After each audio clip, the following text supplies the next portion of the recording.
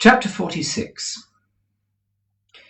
Just to remind you of where we are in the story, Pip has left the aged at Wemmick's and is on his way to find the house where Herbert has found a hiding place for Magwitch.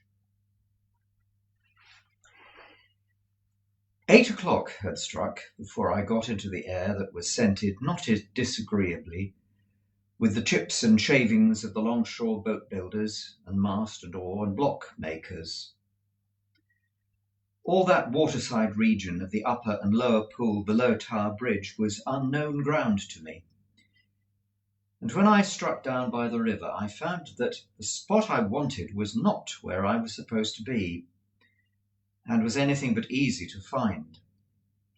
It was called Mill Pond Bank, Chinks Basin, and I had no other guide to Chinks Basin than the old green copper rope walk. It matters not what stranded ships repairing in dry docks I lost myself among, what old hulks of ships in course of being knocked to pieces, what ooze and slime and other dregs of tide, what yards of shipbuilders and shipbreakers, what rusty anchors lying blindly biting into the ground for years off duty, what mountainous country of accumulated casks and timber, how many rope walks that were not the old green copper. After several times falling short of my destination and often overshooting it, I came unexpectedly round a corner upon Mill Pond Bank. It was a fresh kind of place, all circumstances considered, where the wind from the river had room to turn itself round, and where there were 2 or 3 trees, and there was a stump of a ruined windmill, and there was the old green copper rope walk, whose long and narrow vista I could trace in the moonlight along a series of wooden frames set in the ground that looked like supernatural haymaking rakes which had grown old and lost most of their teeth. Selecting from the few queer houses upon Mill Pond Bank a house with a wooden front and 3 stories of bow window, not bay window, which is another thing, I looked at the plate upon the door and read there, Mrs. Whimple. That being the name I wanted, I knocked, and an elderly woman of a pleasant and thriving appearance responded. She was immediately deposed, however, by Herbert, who silently led me into the parlour and shut the door. It was an odd sensation to see his very familiar face established quite at home in that very unfamiliar room and region, and I found myself looking at him much as I looked at the corner cupboard with the glass and china, the shells upon the chimney-piece, and the coloured engravings on the wall representing the death of Captain Cook, a ship launch, and His Majesty King George III in a state coachman's wig, leather breeches, and top boots on the terrace at Windsor. "All is well, Handel," said Herbert, "and he is quite satisfied, though eager to see you. My dear girl is with her father, and if you'll wait till she comes down, I'll make you known to her, and then we can go upstairs." "Oh, that's her father." I had probably become aware of an alarming growling overhead, and expressed the fact in my countenance. I'm afraid he's a sad old rascal," said Herbert, smiling, "but I've never seen him. Do you smell rum? He's always at it." "At what? The rum?" said I. "Yes," returned Herbert, "and you may suppose how mild it makes his gout. He persists, too, in keeping all the provisions upstairs in his own room and serving them out. He keeps them on shelves above his head, and will weigh everything. His room must be like a chandler's shop." While he thus spoke, the growling noise increased to become a prolonged roar, and then died away. "What else can be the consequence?" said Herbert in explanation. "If he will cut the cheese, a man with a gout in his right hand and everywhere else can't expect to get through a double Gloucester without hurting himself." He seemed to have hurt himself very much, for he gave another furious roar. To have Provis for an upper lodger is quite a godsend to Mrs. Wimple, said Herbert, for of course people in general won't stand that noise. A curious place, Handel, ain't it? It was a curious place indeed, but remarkably well kept and clean.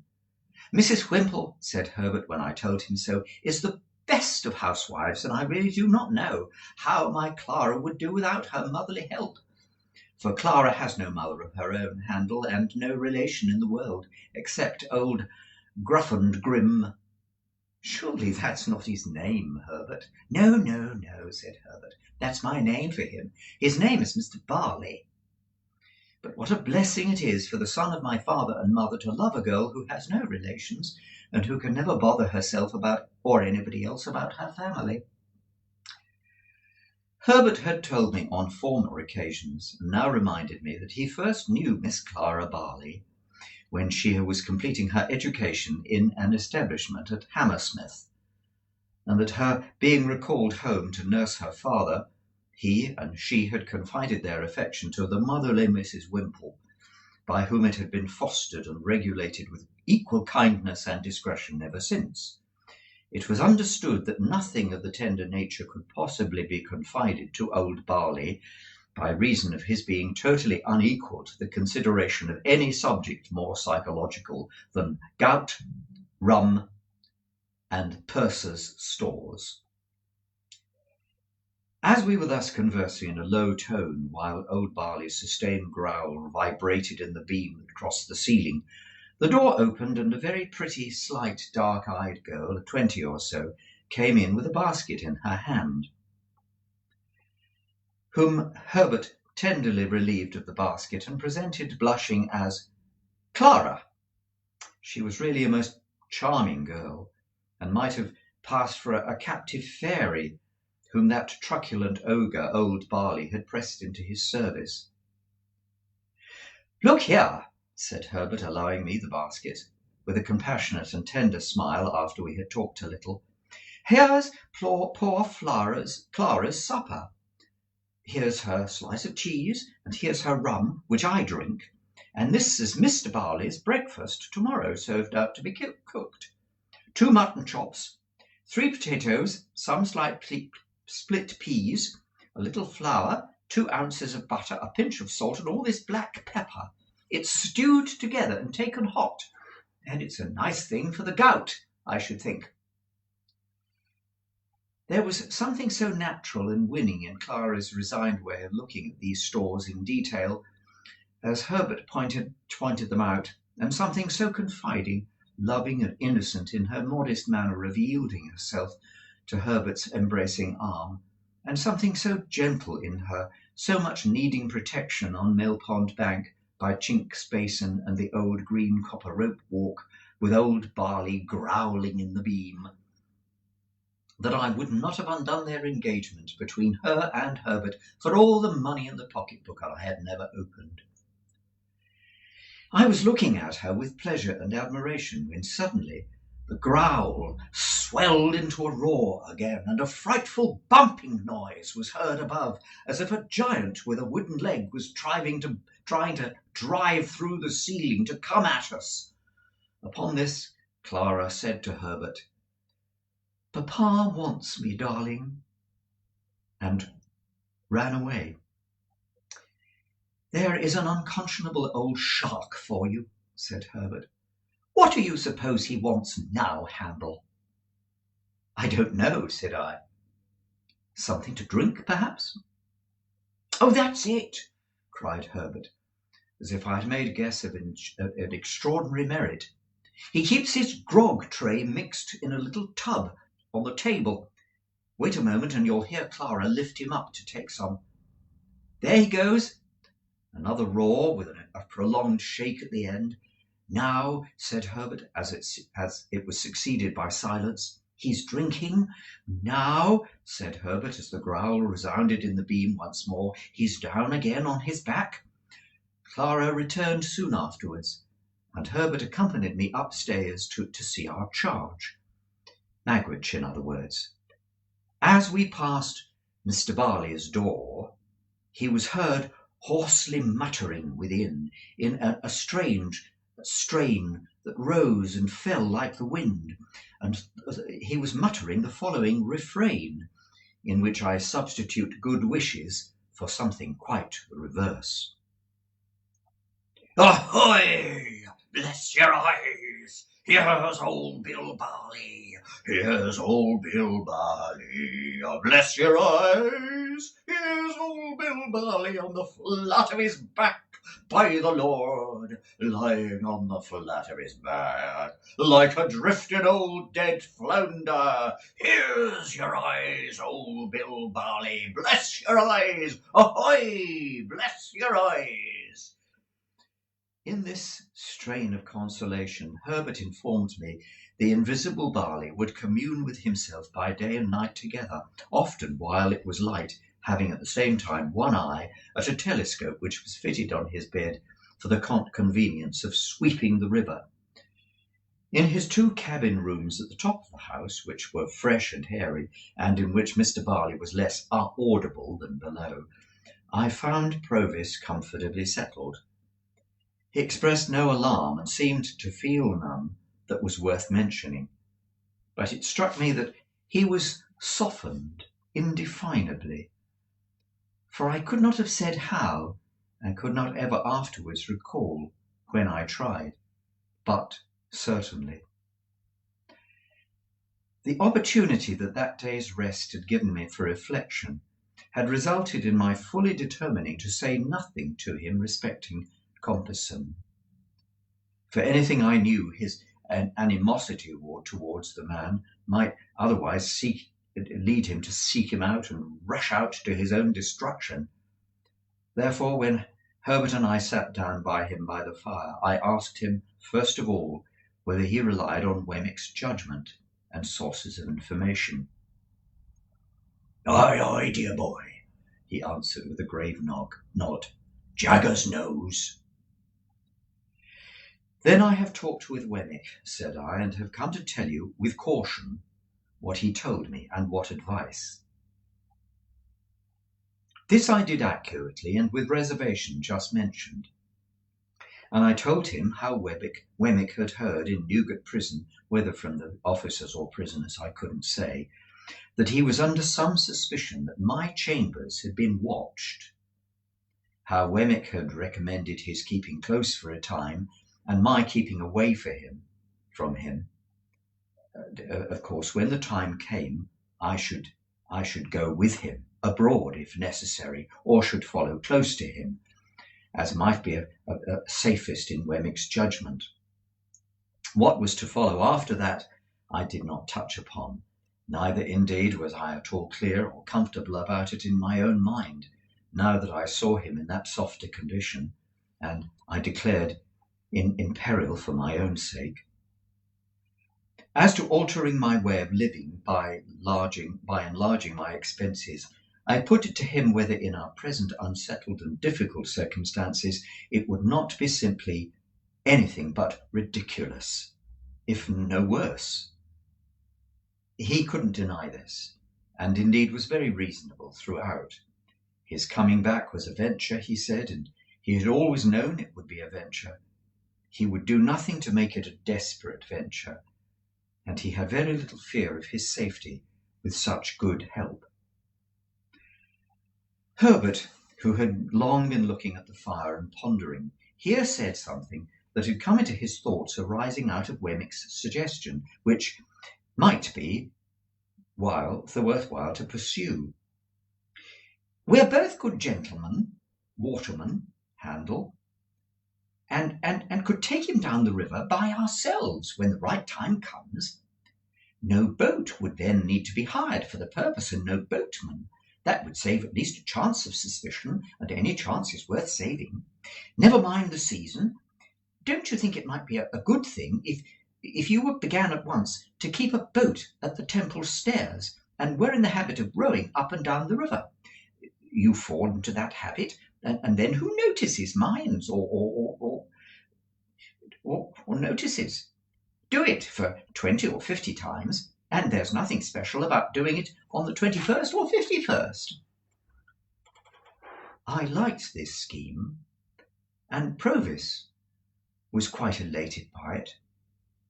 We agreed that it should be carried into execution, and that Provis should never recognise us if we came below the bridge and rowed past the mill pond bank, but, as we further agreed, that he should pull down the blind in that part of his window which gave upon the east whenever he saw us, and all was well. Our conference now being ended and everything arranged, I rose to go, remarking that Herbert and he had better not go home together, and that I would take half an hour's start of him. I don't like leaving you here, I said to Provis, though I cannot doubt your being safer here than near me. Goodbye. Dear boy, he answered, clasping my hands. I don't know when we may meet again, and I don't like to say goodbye, so say good night instead. Good night, I said. Herbert will go regularly between us, and when the time comes you may be certain that I shall be ready. I shall not let you down. Good night. Good night. We thought it best that he should stay in his own rooms, and we left him on the landing outside his door, holding a light over the stair rail to light us downstairs. Looking back at him, I thought of the first night of his return, when our position was reversed, and when I little supposed my heart could have been as heavy and anxious as parting from him as it was now. Old Barley was growling and swearing as we repassed his door, with no appearance of having ceased or meaning to cease. When we got to the foot of the stairs, I asked Herbert whether he had preserved the name of Provis. He replied certainly not, and that the lodger was Mr. Campbell.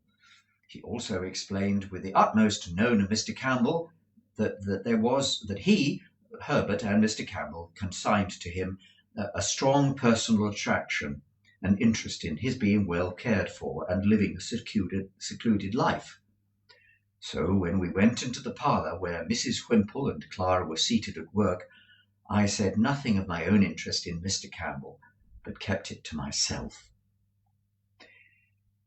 When I had taken leave of the pretty, gentle, dark-eyed girl, and of the motherly woman who had not outlived her honest sympathy with a little affair of true love, I felt as if the old green copper rope walk had grown quite an indifferent place.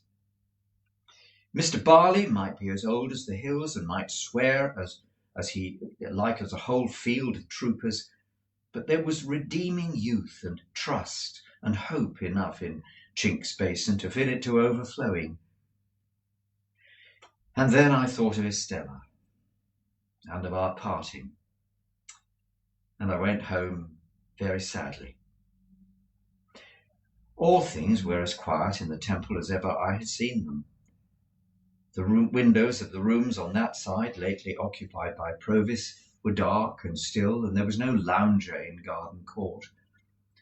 I walked past the fountain thrice or twice before I descended the steps that were between me and my rooms, and I was quite alone.